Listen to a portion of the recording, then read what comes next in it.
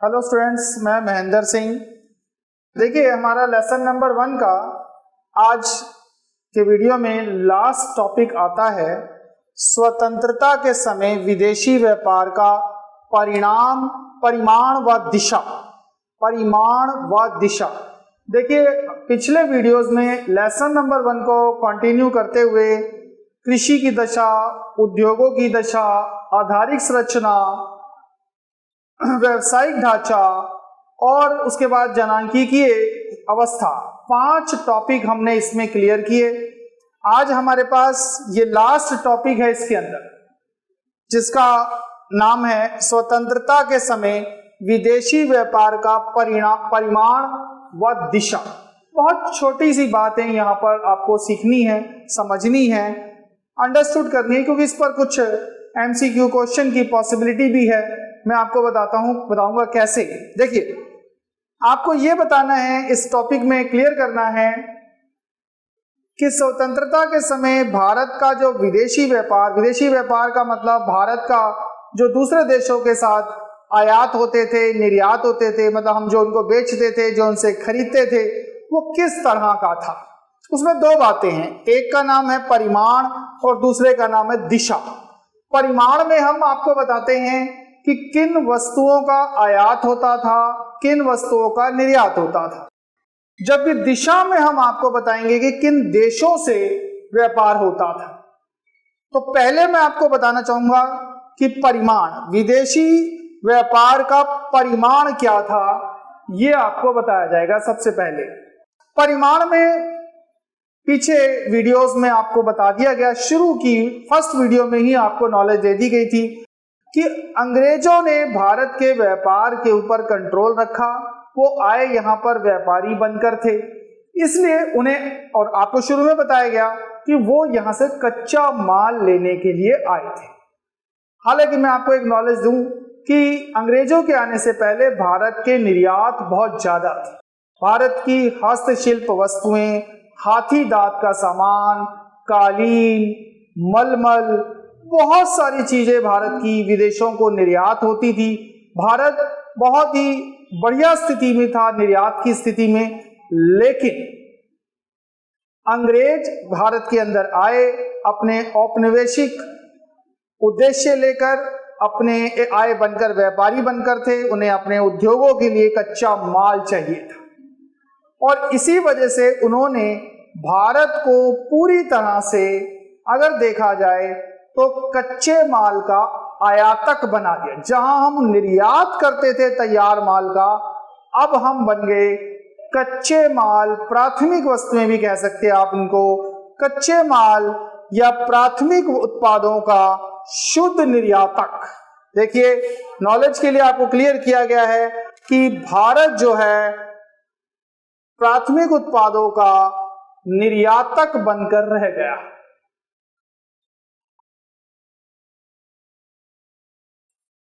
कि भारत से निर्यात होते थे कच्चा रेशम, ये उन्हें अपने उद्योगों के लिए, अपनी कपड़ा मिलों के लिए चाहिए था। कपास उन्हें अपनी कपड़ा मिलों के लिए चाहिए था। ऊन चाहिए था, पटसन, चीनी, नील भी उन्हें अपने कपड़ा उद्योगों के लिए चाहिए था, क्योंकि इंग्लैंड के अंदर बहुत भारी मात्रा में टेक्सटाइल मिलें लगी, कपड़ा मिलें लगी, और उन्हें ये सारी चीजें कच्चे माल के रूप में चाहिए थी, जो कि भारत में बहुत ज्यादा थी। इसलिए उन्होंने ये सोचा कि भारत से इन चीजों को लिया जाए। भारत ने इनका भारी मात्रा में निर्यात किया। इंग्लैंड को निर्यात हुआ ज्यादातर, मैं आपको क्लियर कर दूं तो भारत निर्यातक बन गया था कच्चे माल का। स्वतंत्रता के समय की स्टोरी है, आगे आज की नहीं है ये। स्वतंत्रता के समय भारत कच्चे माल का निर्यातक बनकर रह गया। दूसरी बड़ी बात, दिशा। दूसरा पॉइंट, तैयार माल का आयातक। अब भारत, ये आपको उद्योगों की स्थिति के समय बताया कि रेलवे वगैरह का विकास की वजह से भी और बंदरगाहों वगैरह के विकास की वजह से भारत में तैयार माल भारी मात्रा में आ रहा था। वही कपड़ा जो इंग्लैंड के उद्योगों में बन रहा था, भारत आ रहा था। ऊनी, रेशमी और सूती कपड़े, और कुछ थोड़ी बहुत पूंजीगत वस्तुएं, मशीनें, छोटी मोटी जो भारत के अंदर जरूरी थी वो आ रही थी। तो भारत के लिए यहाँ पर अगर आप देखें स्वतंत्रता के समय भारत का व्यापार था कच्चे माल का निर्यात, तैयार माल का आयात, यानी कि कच्चा माल भारत से बहुत भारी मात्रा में निर्यात हो रहा था। और मैं आपको यहाँ एक नॉलेज पहले ही दे देता हूँ कि निर्यात ज्यादा थे, आयात कम थे। बहुत निर्यात था कच्चे माल का, आयात था तैयार माल का। तो परिमाण के रूप में आप समझ लीजिए कि भारत का मुख्य निर्यात प्राथमिक वस्तुओं का था और आयात हो रहा था तैयार माल। ये आपको नॉलेज रखनी है, ये नाम याद रखिए। हो सकता है आपसे पूछेंगे कि स्वतंत्रता के समय कौन से मुख्य निर्यात थे, कोई नाम दे दें। इन नामों को आप याद रखिएगा कि क्या क्या चीजें भारत से निर्यात हो रही थी, मोटे तौर पर आपको याद रखनी है, आपसे पूछी जाएंगी। आयात क्या चीजें हो रही थी ये भी आपको पता होना बहुत जरूरी है। तो निर्यात की वस्तुएं, आयात की वस्तुओं के एग्जाम्पल याद रखने ज्यादा जरूरी है। तो ये है भारत का विदेशी व्यापार का परिमाण कि किन वस्तुओं का आयात था, किन वस्तुओं का निर्यात था। दूसरी चीज पर आते हैं अब हम, दिशा।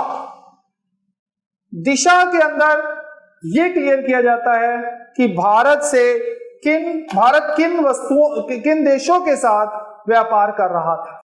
भारत का मुख्य व्यापार, मैं आपको जैसे कह चुका हूं कि भारत तो इंग्लैंड का गुलाम था, तो भारत के विदेशी व्यापार पर ब्रिटेन ने पूरा कंट्रोल कर रखा था। साफ सीधी सी बात कहूं, पूछा जा सकता है आपसे कि स्वतंत्रता के समय किस देश का विदेशी व्यापार पर एकाधिकार था, तो क्लियरली एकाधिकार था इंग्लैंड का।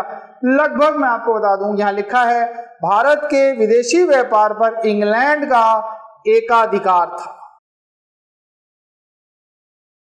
सिंपल सी बात है, 50% से ज्यादा व्यापार भारत का इंग्लैंड के साथ था। मतलब समझ लो जितना भी निर्यात और आयात होता था उसका 50% से ज्यादा हिस्सा इंग्लैंड का था। इसीलिए एकाधिकार का मतलब यही होता है कि पूरा व्यापार एक के ही अधिकार में था। ज्यादातर व्यापार इंग्लैंड के साथ था। 50% लेना देना भारत का जो था वो इंग्लैंड के साथ था। थोड़ा बहुत व्यापार भारत का ईरान से, चीन से और श्रीलंका से भी हो रहा था, लेकिन वो क्वांटिटी बहुत थोड़ी थी। यानी कुछ आसपास के पड़ोसी देशों के साथ थोड़ा बहुत व्यापार था। इन 3 देशों का नाम मुख्य रूप से है, लेकिन कुल मिला के भारत का जो व्यापार की दिशा थी वो इंग्लैंड के तरफ थी। अब यहां भी एक नोटिस वाली बात है कि इंग्लैंड के साथ एक बड़ा व्यापार और ज्यादा व्यापार क्यों था। यहां पर एक आपको टॉपिक के बारे में मैं थोड़ा सा आगे बढ़ाता हूं, इस बात को बताता हूं कि इंग्लैंड और भारत एक अलग अलग दिशा में हैं। बड़ी दूर से इंग्लैंड भारत में आया, ये समझिए, बड़ी दूर से इंग्लैंड भारत में आया और व्यापार में काफी लंबा रास्ता था इंग्लैंड का भारत से। लेकिन 1869 में स्वेज नहर का निर्माण हुआ। स्वेज नहर, पहले मैं आपको बताना चाहूंगा, इंग्लैंड जब भारत आता था तो वो अफ्रीका के नीचे से घूमकर भारत आता था। बड़ा लंबा रास्ता था। शुरुआत में इंग्लैंड का भारत से ज्यादा व्यापार नहीं हो पाया, ना ही उसका कब्जा हो पाया। लेकिन स्वेज नहर, ये आपको याद रखना है, स्वेज नहर का निर्माण हुआ 1969 में। 2021 में स्वेज नहर को लेकर एक समस्या भी आई थी। अभी पीछे कुछ टाइम पहले स्वेज नहर के अंदर एक जहाज अटक गया था, जिससे पूरा रास्ता अटक गया था और सारा ट्रैफिक जैम हो गया था वहां जहाजों का। ये एक आपको समझने की जनरल नॉलेज की बात मैं आपको बता रहा हूं। तो 1869 में स्वेज नहर का निर्माण होने के बाद ये रास्ता जैसे घूमकर पीछे से आ रहे थे, वो इंग्लैंड आधा यहां से कट गया और थोड़ा जल्दी हो गया, आधा रास्ता हो गया। और इस स्वेज नहर के निर्माण ने इंग्लैंड के जो व्यापार की लागत थी व्यापार की जो परिवहन लागत थी वो घटा दी, और परिवहन लागत के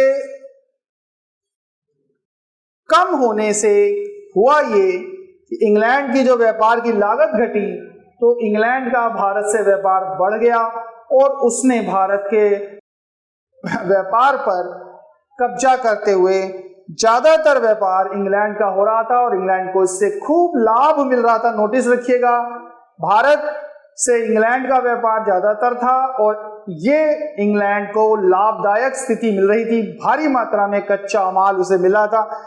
अभी हम आपको इसी से जुड़ी हुई बात बताने वाले हैं, एक और जो इसी टॉपिक पर है। तो 3 बातें क्लियर हुई हैं, एक परिमाण की बात क्लियर करी है, एक दिशा की बात क्लियर करी और एक स्वेज नहर का निर्माण की बात करी है जो 1869 में निर्माण हुआ, जिसका याद रखिए इस बात को, जिससे कि इंग्लैंड को लागत घटी और उसका भारत के साथ व्यापार ज्यादा क्वांटिटी में हुआ। ये बात आप समझिए। कुछ बात अभी एक और अभी मैं आपको बताने जा रहा हूं, अभी कर रहा हूं, वो बताना है मुझे।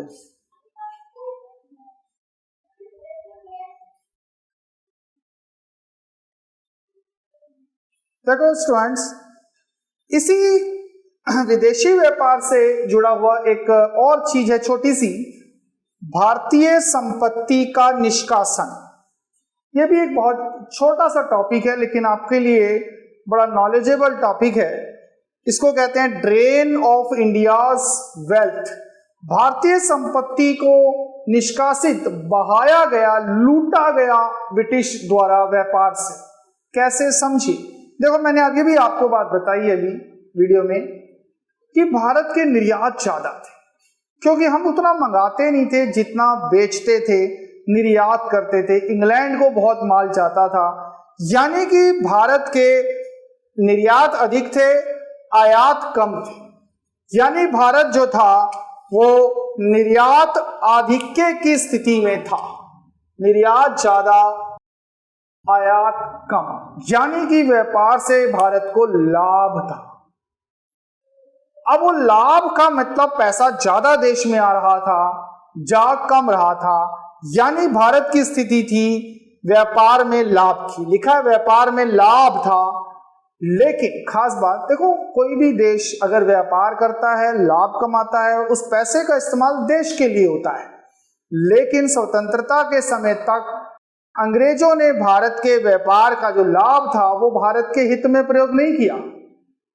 मैं आपको बड़ी इंटरेस्टिंग बात बता रहा हूं कि इतना व्यापार से लाभ था। मैं आपको बता दूं, सरप्लस था जिसे बोला जाता है। आधिक्य का मतलब सरप्लस से ही होता है कि जो व्यापार का सरप्लस था, आधिक्य था, वो भारत के लिए प्रयोग नहीं हुआ बल्कि इंग्लैंड के लिए प्रयोग हुआ। कैसे?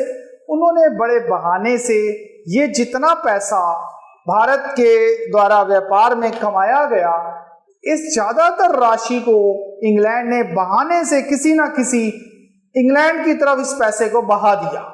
इसे बोला गया है निष्कासन, ड्रेन, बहाया। किस तरह से बहाने? सुनिए, पहला युद्ध खर्चे। इंग्लैंड का फर्स्ट वर्ल्ड वार हुआ, सेकेंड वर्ल्ड वार हुआ, उसमें खर्चे बहुत थे। इंग्लैंड के, इंडिया के लोग भी वहां लड़ने गए और किसी ना किसी बहाने से उन्होंने कहा जी हम आपके राजा हैं, आपको हमारे साथ चलना है। तो हमारे व्यापार के लाभ का बहुत सारा पैसा युद्ध खर्चों के नाम पर इंग्लैंड ने अपनी सेना पर खर्च कर दिया, अपने देश में उसे लेकर चले। बताओ, पैसा हमारा, युद्ध तुम्हारा, युद्ध तुम लड़ रहे हो, पैसा हमारा यूज किया गया। तो इस तरह हमारे पैसे को उन्होंने खूब खर्च किया। दूसरी बात, और प्रशासनिक खर्चे। असल में इंग्लैंड ने भारत के साथ, इंग्लैंड भारत में राज कर रहा था। इंग्लैंड ने बहाने से बहुत सारे ऑफिस इंग्लैंड में बना रखे थे। भारत के शासन के लिए ऑफिस इंग्लैंड में, वहां पर कर्मचारी रख रखे थे, उनको सैलरी दे रहे थे, वेतन भत्तों की तरह। मतलब हमारे देश का शासन चलाने के ऑफिस इंग्लैंड में थे, वहां इंग्लैंड के लोग थे और उनको सैलरी भारत से जा रही थी। यानी हमारे पैसे को उन्होंने अपनी सैलरी के नाम पर इंग्लैंड की तरफ भेज दिया। तो युद्ध खर्चों की तरफ से भारत का पैसा गया, प्रशासनिक खर्चों से हमारा पैसा गया, और तीसरा उन्होंने एक और बहाना था, कभी कभी बहुत पैसा आ गया तो उपहार के नाम पर, लिखा अदृश्य मदे, उपहार के नाम पर कि इंग्लैंड की रानी को उपहार भेज रहे हैं, कभी कुछ भेज रहे हैं, ऐसे ही बस बहाने से पैसा इंग्लैंड की तरफ जा रहा था। मैं आपको बोलूं कि ये जो पैसा जा रहा था, इतना ज्यादा कमाया जा रहा था, लेकिन जा इंग्लैंड की तरफ था इतनी बड़ी मात्रा में था, जैसे कहते हैं ना पानी नदी में बहुत तेजी से बहता है तो ड्रेन हो गया बड़ी तेजी से, ऐसे ही भारतीय धन जो है वो बड़ी मात्रा में जा रहा था इंग्लैंड की तरफ। इसीलिए इसका नाम रखा गया भारतीय संपत्ति का निष्कासन। लिखा है कि बड़ी मात्रा में धन का शोषण हुआ, इसीलिए इसका नाम पड़ा संपत्ति का निष्कासन। यानी कि भारतीय संपत्ति, भारत के व्यापार के लाभ को, याद रखिए व्यापार में लाभ था, निर्यात आधिक्य था, और उस राशि को इंग्लैंड की तरफ भेज दिया गया, और यह इतनी बड़ी मात्रा में हुआ कि इसे नाम रख दिया गया संपत्ति का निष्कासन, या आप इसे एक और नाम दे सकते हो, दोहन किया गया, शोषण किया गया, लूटा गया। अगर आसान शब्दों में कहूं कि ये लूट कर सारा पैसा इंग्लैंड की तरफ बहा दिया गया। देखिए स्टूडेंट्स, हम इसी वीडियो में आपको एक और छोटी सी इसी लेसन से जुड़ी हुई बात बताते हैं। आपने 6 टॉपिक में पढ़ा कि अंग्रेजों ने भारत के ऊपर कहीं ना कहीं कृषि को बुरी तरह प्रभावित किया, उद्योगों को बुरी तरह प्रभावित किया, अभी अभी हमने पढ़ा विदेशी व्यापार में लूटा, और विभिन्न तरीके से जैसे आपने देखा कि बुरे प्रभाव आपने समझे। लेकिन हम आपको आज की क्लास में इस वीडियो में बताते हैं कि ब्रिटिश शासन का भारत पर कहीं ना कहीं कुछ ना कुछ, अगर आप देखें तो सकारात्मक प्रभाव भी है। कुछ बातें आपको नॉलेज में आ गई हैं, सकारात्मक प्रभाव कुछ हमने पहले भी आपको हल्के फुल्के बताए हैं। अभी यहाँ थोड़ी सी आपको बातें बताते हुए कुछ अच्छे प्रभाव भी बताते हैं जो ब्रिटेन के भारत के शासन के दौरान, अंग्रेजी शासन के दौरान कुछ सकारात्मक चीजें भी उन्होंने भारत को दी अपने शासन में। जैसे एक हमने आपको पहले डिस्कस कर दिया, लंबा डिस्कशन नहीं करेंगे, रेलवे की स्थापना करी जिसने भारत को एक करने में मदद करी, यात्रा को आसान किया, व्यापार उद्योगों को फायदा दिया। इसी से जुड़ा हुआ है आधारिक संरचना कि अंग्रेजों ने भारत के अंदर बंदरगाह बनाए, सड़क बनाए, टेलीग्राम, डाक तार, बिजली, इन सब की स्थापना का पूरा जो श्रेय है, जिम्मेदारी है, वो इंग्लैंड को जाती है, और इसने भारत के कहीं ना कहीं आगे चलकर विकास करने में मदद करी। भारत में ये सब चीजें नहीं थी, ये सब इंग्लैंड की देन है, अंग्रेजी शासन की देन है। तो आधारिक संरचना को बनाया, रेलवे को बनाया, इन रेलवे और इस आधारिक संरचना ने देश में कृषि का व्यापारीकरण करने में मदद करी। नगदीकरण हुआ, आपको बताया पहले टॉपिक में बता दिया गया कि व्यापार बढ़ा भारत का, कृषि का, किसान ज्यादा बनाने लगे, बेचने लगे, और वो रेलवे और आधारिक संरचना की मदद से व्यापार उसका फैलने लगा। इसके अलावा एक और अच्छा प्रभाव पड़ा, अकालों पर नियंत्रण। तो ये आपको बताया हमने, अकाल पर, भारत में अकाल बहुत पड़ते थे, मैंने आपको पीछे बताया था, अकाल में लाखों लोग मर जाते थे, लेकिन यही आधारित संरचना की वजह से अकाल, भुखमरी पर अंत हो। जैसे जहां भुखमरी हुई वहां रेलों से भोजन, पानी पहुंचा दिया जाता था, तो अकाल पर भी सरकार ने, ब्रिटिश शासन ने कंट्रोल किया। उनके जाने के समय तक मेरे ख्याल से 1905 में पहला लास्ट अकाल पड़ा, उसके बाद भारत में अकाल नहीं पड़े, तो अकाल में मरने वाली जो मौतें थी वो भी खत्म हुई। तो भारत में अकालों पर नियंत्रण हुआ, ब्रिटिश शासन की ये एक देन, एक सकारात्मक प्रभाव आप समझ सकते हो। इसके अलावा उन्होंने भारत के अंदर कुशल ढांचा बनाया, पुलिस बनाई, न्यायालय बनाए, और विभिन्न तरह के कार्यालय बनाए, जहां पर प्रॉपर तरीके से देश का शासन चलाने की व्यवस्था की गई, जो कि पहले भारत में बिल्कुल नहीं थी। आज आप सरकारी अधिकारी, कर्मचारी, जज देखते हो, न्यायालय देखते हो, पुलिस व्यवस्था देखते हो, ये सब अंग्रेजों के बनाए सिस्टम की देन है। तो ये भी उन्होंने ही भारत के अंदर स्थापित किया, जिसे आगे हमने आगे बढ़ाया। आधुनिक शिक्षा, अंग्रेजों ने भारत में आधुनिक शिक्षा, आज आप पढ़ते हो, पेपर देते हो, सेमेस्टर्स होते हैं, ये सब उन्हीं की देन है। आधुनिक स्वास्थ्य व्यवस्था उन्हीं की देन है। ये जो हमारा शिक्षा स्वास्थ्य सिस्टम है, एलोपैथी है, दवाइयां हैं, वो सब इन्हीं की देन है। तो आधुनिक शिक्षा स्वास्थ्य को उन्होंने शुरू किया भारत के अंदर, उन्हीं को श्रेय जाता है इसका। और लास्ट वन, मौद्रिक व्यवस्था की भी स्थापना उन्होंने करी। 1935 में भारत में केंद्रीय बैंक बनाया, जिसने भारत में नोट छापने का काम शुरू किया। तो सिक्के बनाए, नोट सिक्के चलाने की पूरी परंपरा पूरे भारत में जो चलाई, वो भी ब्रिटिश शासन की ही देन है। तो कुल मिलाकर बहुत अच्छे सकारात्मक प्रभाव भी हैं। हालांकि इन सब का फायदा उन्होंने खुद को लेना था तो बनाया, लेकिन फिर भी ले देकर कुछ बहुत ज्यादा फायदा अगर उनको पहुंचा तो थोड़ा बहुत फायदा ये सब चीजों का भारत पर भी हुआ।